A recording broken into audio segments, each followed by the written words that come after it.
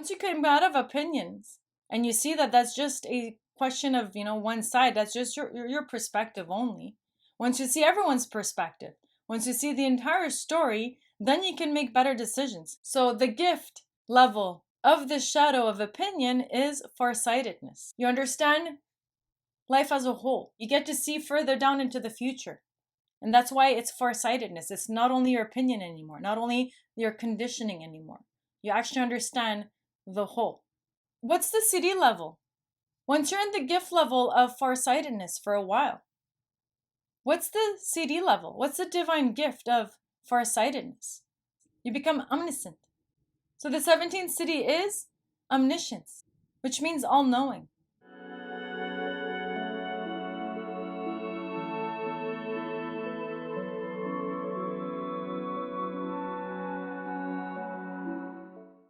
Hello, my name is Sarah. Welcome back to my channel, or if you're new, welcome to my channel.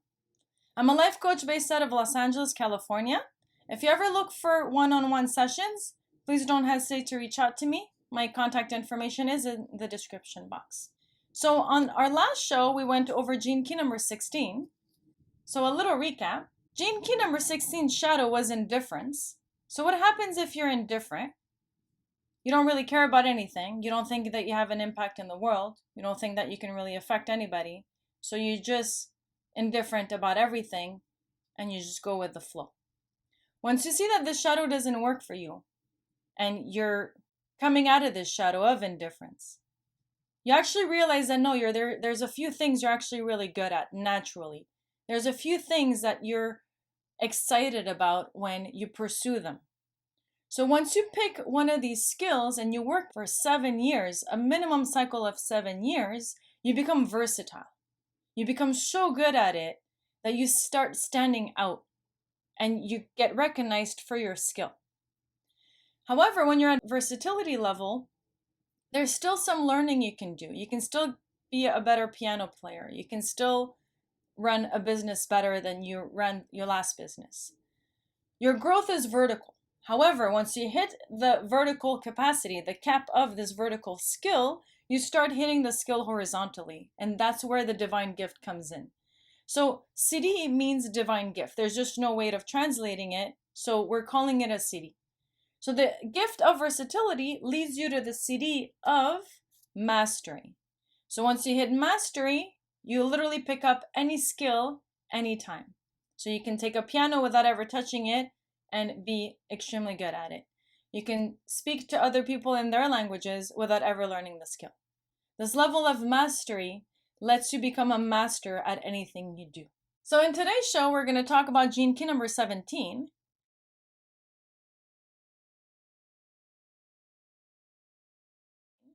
So gene key number 17's shadow is opinion.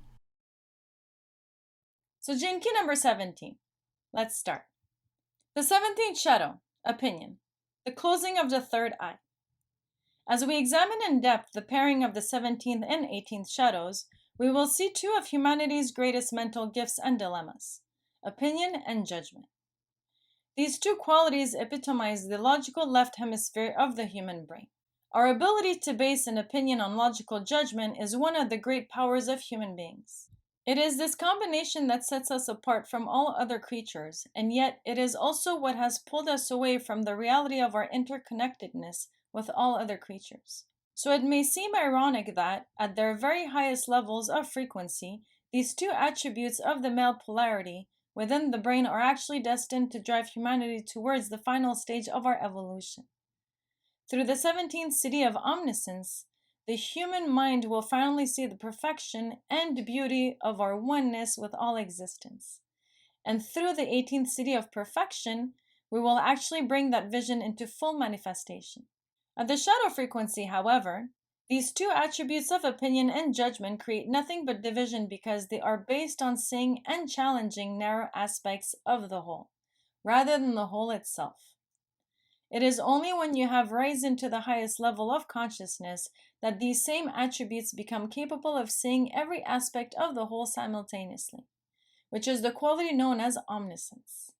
Shadow frequencies always contain the seeds of greatness despite the often unpleasant ramifications of their lower manifestation. You can really see from the example of the 17th and 18th shadows how deeply genetic binaries operate together to make our lives miserable. The 18th shadow of judgment is a drive rooted in dissatisfaction within every human being, and its single role is to try to find the cause of this deep uneasiness through the medium of the 17th shadow. As an intellectual capacity within the human brain, the 17th shadow of opinion corresponds to the digital left hemisphere of the brain that specializes in pattern recognition, the basis of logic. Fueled by the restless nature of the 18th shadow, this 17th shadow seeks an answer to its unease through the mind, whose nature is to project itself out on the world. In other words, the shadow of opinion is programmed to look for flaws in the outer world, in society, in people, and even in oneself. When a flaw is discovered, it becomes the seed for an entire worldview, and a whole story is built up inside the mind of that individual. The projected flaw, which is always based on some form of comparison, becomes the point of focus for all that dissatisfied energy coming through the 18th shadow. This is how human opinions form. They crystallize around a single projection, which is born of early conditioning, and thus over time, a molehill turns into a mountain. This description is a simplified version of how early childhood conditioning impresses itself on the mental mechanism of every child. Your opinions sprout from seeds planted at some point within your first 7 years, even though they do not begin to surface in the mind until your third 7-year cycle, sometime during your teens. If a child developed naturally without any external synthetic pattern, physical, emotional, or mental, imposed on them during these first 7 years, it is highly unlikely that he or she would grow into an opinionated adult. In our modern society, opinions are actually considered to be a healthy thing, and it is true that they are not inherently unhealthy. The logical left brain thinks through taking sides and comparing. Problems occur when your dissatisfaction begins to identify with an opinion and turns it into a dogma. It is also at this point that another disease takes root inside you, the dis-ease of seriousness. The healthy expression of opinion is rooted in a certain playfulness that comes of having an equally developed right hemisphere of the brain. Whereas the left brain sees the parts, the right hemisphere only sees the whole. If the inner structure of the brain is balanced, the male aspect will always serve the female, since seeing the part without seeing the whole is limiting, divisive, and dangerous. Whenever you become over-serious about your opinions, you immediately find yourself having to defend them. It is this dynamic that is at the root of violence. At the gift level of frequency, as we shall see, opinion gives way to farsightedness, which is based upon seeing both sides of a situation at the same time. If the right brain provides the backdrop to the whole picture, it becomes impossible for the left brain to become fixed on any single element of the whole. In this respect, if you do choose to take sides, it is for the sole purpose of maintaining integrity, the 18th gift. It is interesting to note that healthy brain development in early childhood has little to do with intellect and much more to do with non-interference. In their first 7 years, children really only require an environment in which they can learn through play. Any imposition of an external rhythm that does not follow the biological and seasonal pulse will subtly disturb the delicate structure of the developing brain and nervous system. It is here in the 17th gene key that your inner timing is founded. This timing is anchored deep within the body and is connected to the frequency of the earth itself, the Schumann resonance. The Schumann resonance is back to its regular average of 7.83 Hz. This was February 22nd. The 7-year cellular cycle is founded on a deep inner drumbeat that echoes throughout every system of the developing child from the point of conception forward. If these powerful natural rhythms are pushed out of kilter early in life, your inner timing will be distorted when you become an adult. This time distortion manifests most commonly as mental anxiety, but can also lead to a wide range of physiological problems emerging later in life, all of which can be very difficult to diagnose or fix. The 17th shadow governs the way in which huge numbers of people view the world. On a collective level, this shadow has created the world we see around us today. It has categorized humanity into boxes, countries, religions, and hierarchies based on a left-brain view of the world.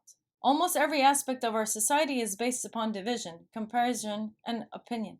Most human beings make decisions on the strength of what the left brain tells them, without regard for the long-term effects on the greater environment. It is because of the 17th shadow that we have lost sight of the bigger picture. Because the shadow only sees what it is programmed to see, it builds its life around the original germ of dissatisfaction. Our children, therefore, behave in the way the world programs them to behave, whether they conform or rebel. They are born into a world where the 17th shadow is given precedent, and all their eyes see is their own point of view and how to maintain it. However, as its programming partner, the 18th shadow demonstrates, the dissatisfaction inherent in human beings from birth is divine in nature. It is the very force that is here to challenge everything that goes against nature and the whole, which is why it will ultimately drive human beings to create a perfect world. It is only through the 17th shadow that this basic drive of human dissatisfaction is twisted to serve the left brain, where instead of serving the whole, it serves the parts, thus creating more and more division in the world. Because this shadow is so adept at understanding structures, it is the prime organizing agent within the human brain, allowing you to structure language, use numbers, and see things in levels, bands, and hierarchies. In its power, it also creates the language of your individual reality, and that language is built upon a dualistic linguistic structure that does not allow transcendence. The moment you open up the structure of your inner language to the third level that lies beyond the two contrary opinions, Democratic or Republican, conservative or labor, male or female, you ignite the power within your DNA to exit the shadow frequency altogether. In summary, then, the 17th shadow holds human thinking at a dualistic level, and it does this through overemphasizing the left brain approach.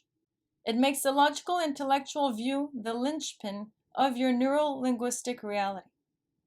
In this sense, it compromises and represses the holistic right brain, a process described in detail through the 11th shadow. It is only through combining and balancing these two viewpoints that a third transcendence view opens up to you. This is precisely what the 64 gene keys do inside your brain. They give you a new set of neuro-linguistic parameters that digitally reprogram your logic to transcend itself and find the third view. It is this third view that will ultimately allow you to perceive a wider and greater reality. It is this very same process of inner rewiring that generations of masters and mystics have called the opening of the third eye. So, what happens if you manifest this shadow internally? The wonderful shadow of opinion. What's the repressive nature of this shadow? What happens if you're an introvert? You become self-critical. So the repressive nature is self-critical. You become self-critical. When the 17th shadow turns inward, it creates the tendency in the mind to consistently compare oneself to others, and furthermore, to side with the others. This results in human beings who continually undermine themselves through self-criticism. As a pattern lodged deep within the unconscious, it also means they are rarely aware of what they are doing. The self-critical aspect of these personality types usually does not value itself enough to hold an opinion, much less express it. Such people lack the backbone necessary to stand up for themselves because they have no real sense of themselves. The power of the 17th shadow is that once it has fixed a viewpoint, it can always find evidence to prove the validity of that view, since it is adept at pattern recognition. These people thus go on accumulating evidence throughout their lives to support the core belief that their life is of little value. So, what happens if you're an extrovert and you manifest this shadow extrovertly? So the reactive nature is opinionated. You become opinionated. Opinion can be understood as anything that requires defense to uphold. As the 17th shadow turns outward, it creates the impressive systems of dogma seen all across the world. This shadow has great appeal to the male population, in particular since the male brain naturally favors the rational approach. These people use logic as a means to enforce their opinions and views in the world, thereby making others essentially wrong. The majority of the world is made up of those who create the opinion bases, sciences, systems, and hierarchies, and those who then believe those opinions and unwittingly become their victims. Those who defend an opinion are ruled by their unconscious anger, which is the expression of their deeper fear. It is extremely rare to find a human being who is truly free from opinion. Such a person must have looked into their fears and embraced their rage in order to move into that magical place that sees both sides of life. Only in seeing both sides can balance be struck and control be yielded. So the 17th gift. So what happens if you're in the shadow of opinion for a while? Either you're self-critical or you're opinionated. How do you get out of this shadow? What's the gift level of the shadow? So the 17th gift is farsightedness. So the gift is farsightedness, precognition via the heart. It is ironic that what often passes for reason in the world is really someone's opinion dressed up in facts that happen to justify it. At the shadow frequency, the human mind distorts logic and facts for its own ends by building one argument and then concealing its counter-argument. The mass of humanity is easily influenced by one side or the other. It is out of the mind's duality that all human drama is born, and the mass consciousness of humanity loves drama. It is all a game played by spin doctors, and if you think you have escaped this game, then look deeply at your opinions and perhaps you will discover how easily conditioned your own mind really is. The fact is that human beings, like Skinner's rats, see only what they are programmed to see, which are flaws. All opinions are based upon seeing flaws in the geometry of life. It is only when you have transcended your fear of freedom that you can move beyond the opinion game and enter a higher sphere of existence. Moreover, to move beyond opinion, you have to stop taking life seriously and personally. For most people, the 17th gift seems beyond their capacity, because to give up your viewpoint is to give up the deep-seated need of your mind to identify with something fixed. Your mind believes that in finding a fixed view or philosophy, fear can be held in check and life will be under control. If you look within most human minds, you will find the layers and layers of conditioned dogma, from books, scientifically proven theories, religious beliefs, and or traditional views. You will find minds that are desperately trying to become certain about life. And yet the 17th gift is not about having a great holistic vision of reality that takes no sides and is beyond opinion. The 17th gift is a mentally dynamic gift. It does not sit idly by, with a philosophy of passive acceptance. This gift has a purpose, and that is to understand the minute mechanics of life as well as seeing the whole picture. Like its shadow, the 17th gift is driven by its programming partner, the 18th gift, which is integrity. Thus, the true purpose of the 17th gift is to serve and uphold integrity by challenging all misinterpretations of truth in the world. The very quality that leads to narrow-mindedness at the shadow frequency has a mission to create open-mindedness at the gift frequency. The wonderful truth of logic is to be found in the 63rd gene key, which demonstrates how self-defeating logic really is, albeit at the same time how mystical. This is the beauty of logic, that at a higher level it always defeats itself. Just as the 17th shadow uses mental spin to condition people's minds in a certain direction, so the 17th gift uses its own version of spin to undermine self-serving dogma. The advantage of the 17th gift over the mass-held opinions of the shadow frequency is that it entails a higher form of cognition, farsightedness. Because the 17th gift doesn't dictate direction in any person's life, it is free to do what it was always intended to do. Differentiate between those patterns that lower your frequency and those that raise it. Not only does this gift see beyond opinion, it also grasps the operating mechanism that gives rise to opinions and the human tendency to get caught up in them. It is through working with this gift frequency that the process known as the opening of the third eye begins. The first stage in this process occurs when you see the futility of identifying with a specific opinion. This gift brings access to a whole new inner language that circumvents the need for one-sided expression and highlights the deeper issues that underlie argument. The 17th gene key is an aspect of one of the most complex codon groups in the human genetic matrix. Known as the ring of humanity, this chemical grouping and its associated amino acid, arginine, contain the very blueprints of human destiny.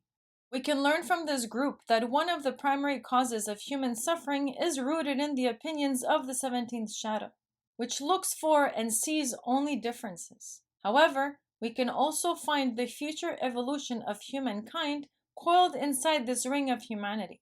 In particular, the gift frequencies of these gene keys show us the 6 essential human attributes that are truly natural and inherent to our species, and amongst these is the 17th gift of farsightedness. Many of the gene keys in this codon group concern love and the human capacity to trust in the authority of the heart. Thus, farsightedness can be said to arise directly out of the heart rather than from the mind.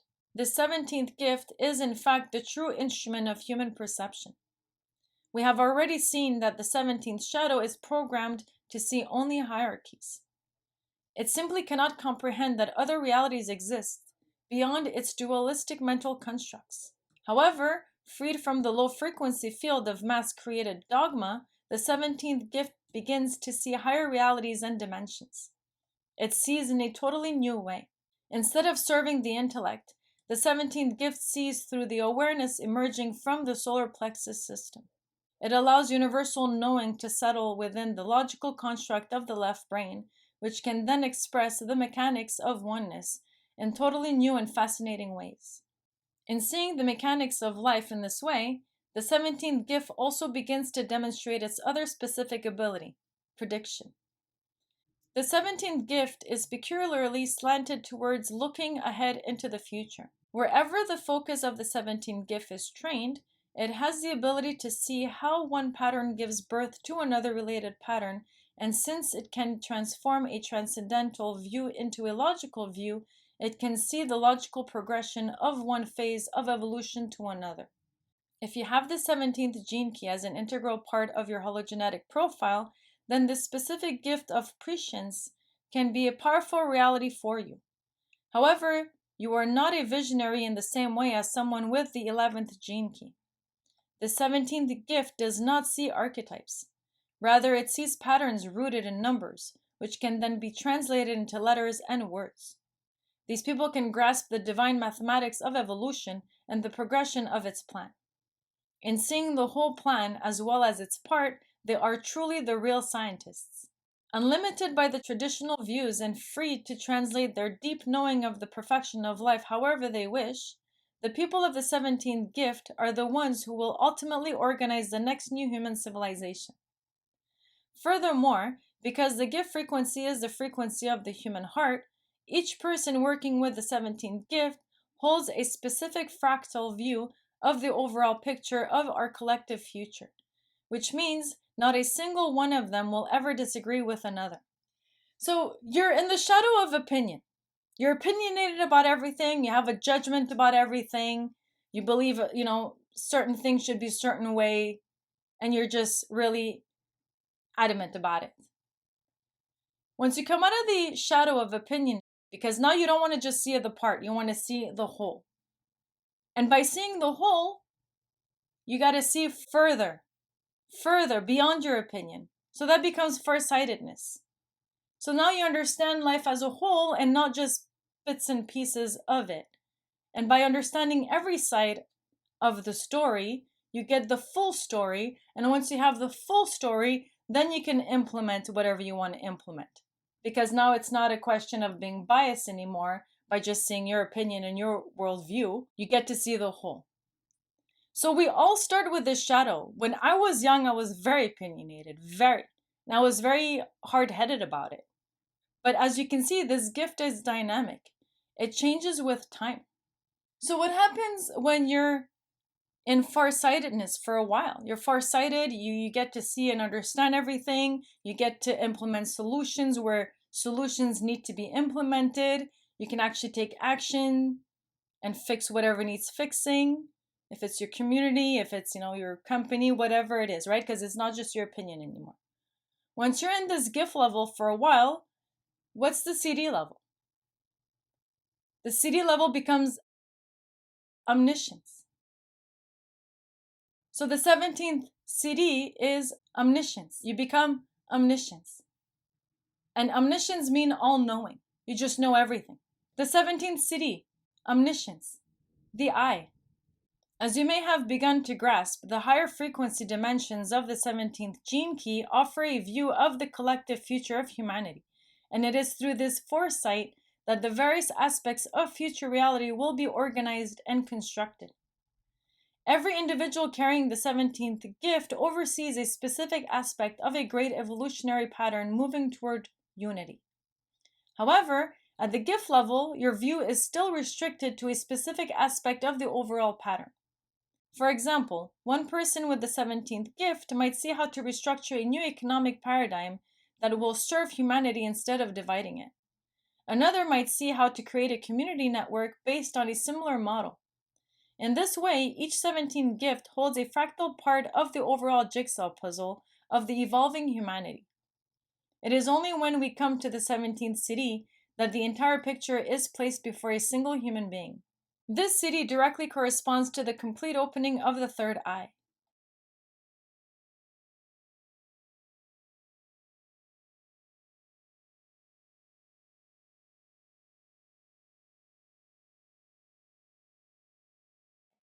At this level of consciousness, the one who sees and the object of their seeing becomes one and the same.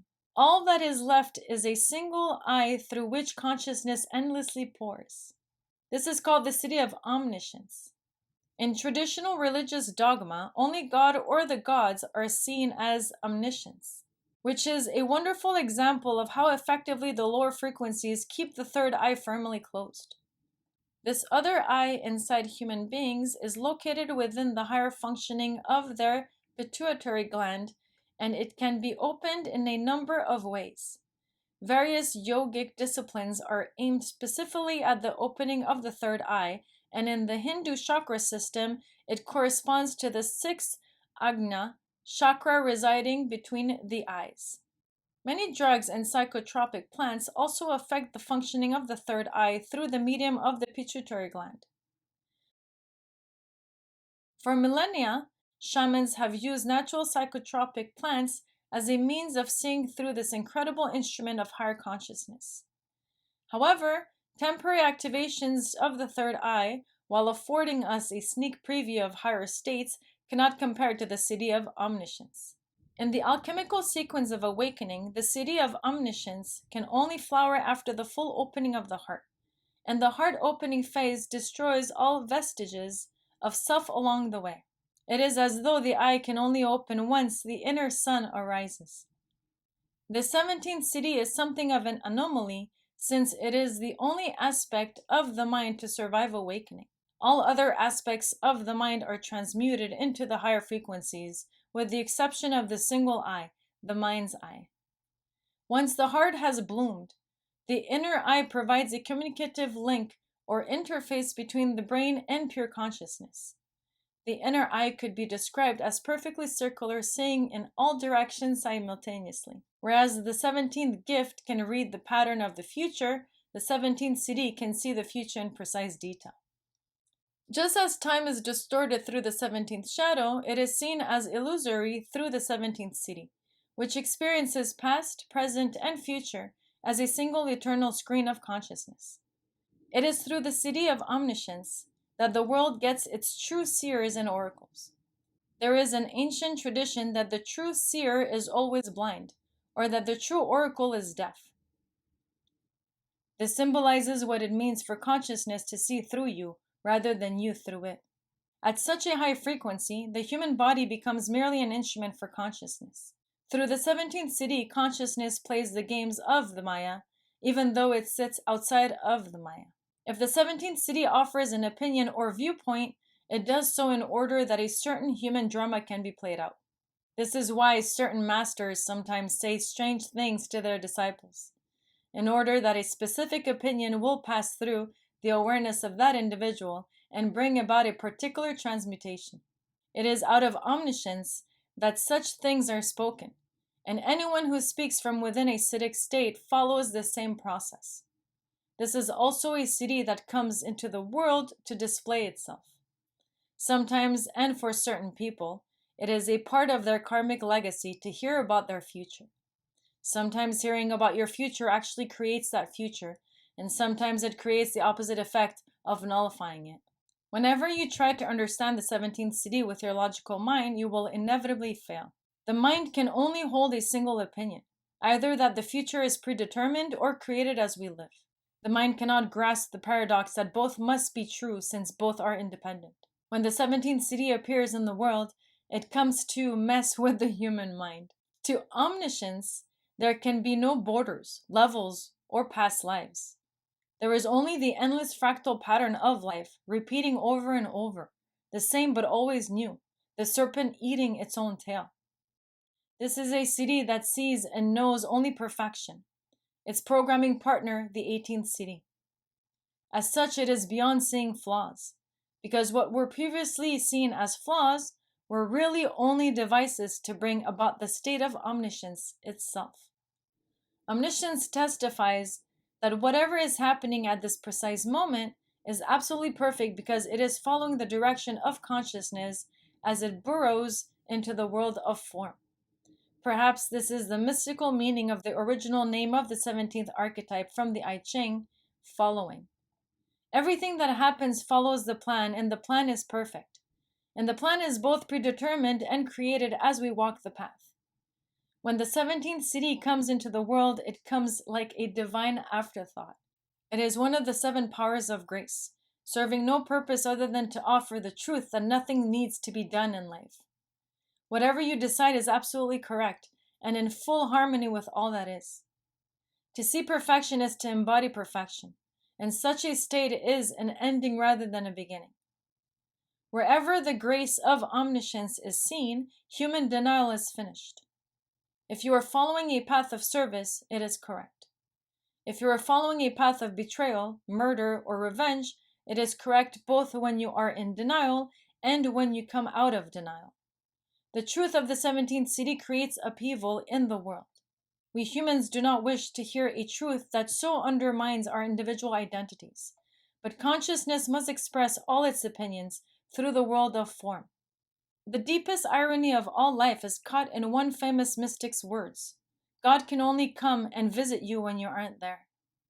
To put it another way, if you want to know what omniscience looks like, you have to cease to exist.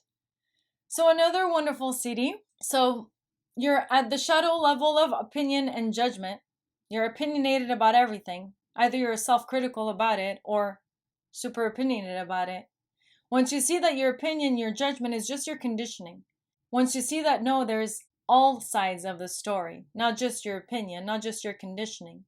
Once you're in that shadow for a while, you get out of it by hitting the gift level of farsightedness, which means that you can see further. You can see further, and not just the parts, but you can see it as a whole. So at this level, you can start fixing networks, you can start fixing systems, you can start fixing society because you understand it as a whole, not just as, Republican or conservative or liberal. It's not categorized anymore.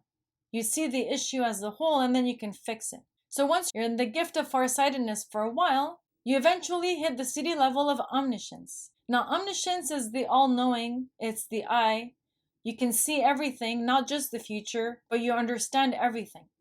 So once you understand everything that you see, it's simply a play. The world is a university. We're here to learn.